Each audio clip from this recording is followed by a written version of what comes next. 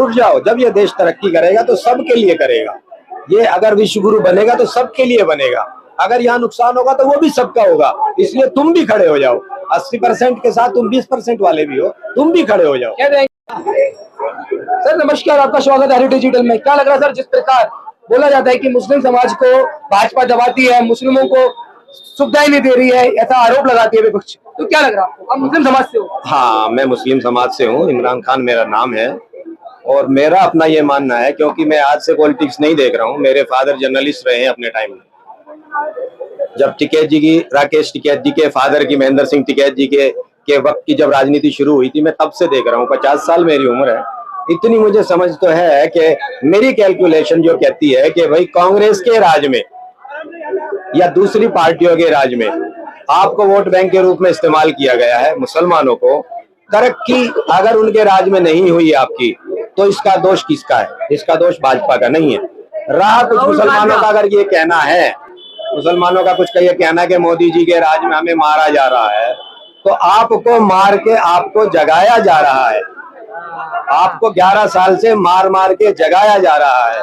आप ये देखो, 11 साल पहले जहां खड़े थे, अगर आप पिट के उससे आगे बढ़ गए हो तो आपने ठीक किया, और अगर वहीं के वहीं खड़े हो तो आपके साथ जो हो रहा है, अगर लगता है, मुझे नहीं लगता, मेरी नजर में ये है कि जगाया जा रहा है, उठाया जा रहा है सोए हुए को कि भाई उठ जाओ, उठ जाओ, जब ये देश तरक्की करेगा तो सबके लिए करेगा।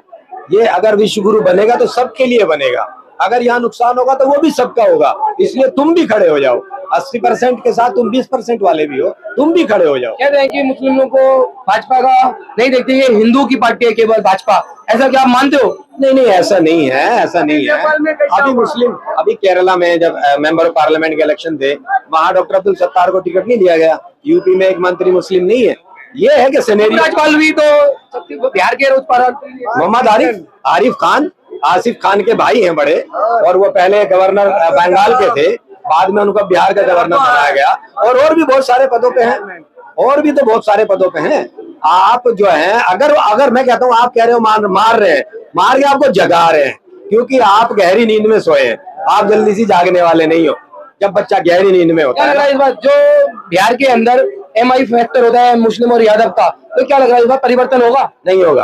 भाजपा को वोट मिलेगा मुस्लिम को? देखिए, मुस्लिम का कितना वोट मिलेगा ये डिपेंड करता है उनकी अपनी सोच पे। जो सही सोच वाले होंगे, जो इस एंगल से सोचेंगे कि ये हमें जगा रहे हैं, तो वो जाएंगे भाजपा की तरफ। जिनको ये लगेगा कि ये नहीं हमें मार रहे हैं, और वो एक चश्मा लगा दिया कि वो दुश्मन है, हम दोस्त हैं, अगर चश्मा नहीं उतारा गया तो वो तो जहाँ खड़ा वो वहीं खड़ा रहेगा। और 11 साल पहले जो जहाँ खड़ा था वो 11 साल के बाद भी वहीं खड़ा। तो मतलब आप कह रहे हो कि ऐसा कुछ नहीं है कि मुस्लिमों को नहीं दबा जा रहा, मुस्लिमों को अभी फायदा हो रहा है ना इसमें, सबका साथ सबका विकास। देखिए, मैं सिंपल सी एक बात है मेरे भाई, कि अगर आपको टॉर्चर करके भी अगर आपको उठाया जा रहा है तो वो उठा रहे हैं ना, वो जगा रहे हैं ना, वो सुला तो नहीं रहे ना। ऐसा तो नहीं है, जो जितनी पॉलिसी है सबके साथ सबका विकास हो रहा है ना। Very good. किसका नहीं हो रहा? रोड किसके लिए नहीं हो रहे? इंफ्रास्ट्रक्चर बन रहा है, किसके लिए नहीं बन रहा है? अकेला क्या एक ही तबका चलेगा, दूसरा नहीं चलेगा उसके ऊपर? अगर कुछ जॉब कम हुई है, कुछ परसेंटेज जॉब में कमी आई है, तो वो सबके लिए आई है। ऐसा तो नहीं है कि भाई मुसलमानों की बिल्कुल खत्म कर दी और दूसरे तबके वाले को ज्यादा दे दी। कुछ कमी आई है तो सबके साथ है। तो लग रहा है कि इस बार परिवर्तन नहीं होगा बिहार में, एनडीए की सरकार रहेगी। जो चल रहा है वही चलेगा, जो चल रहा है वही रहेगा। एनडीए सीएम फेस कौन होगा ये तो तय किया जाएगा बाद में, लेकिन अभी एनडीए की सरकार चल रही है, और मेरा मानना है कि वो एनडीए की सरकार कंटिन्यू रहेगा। Thank you sir.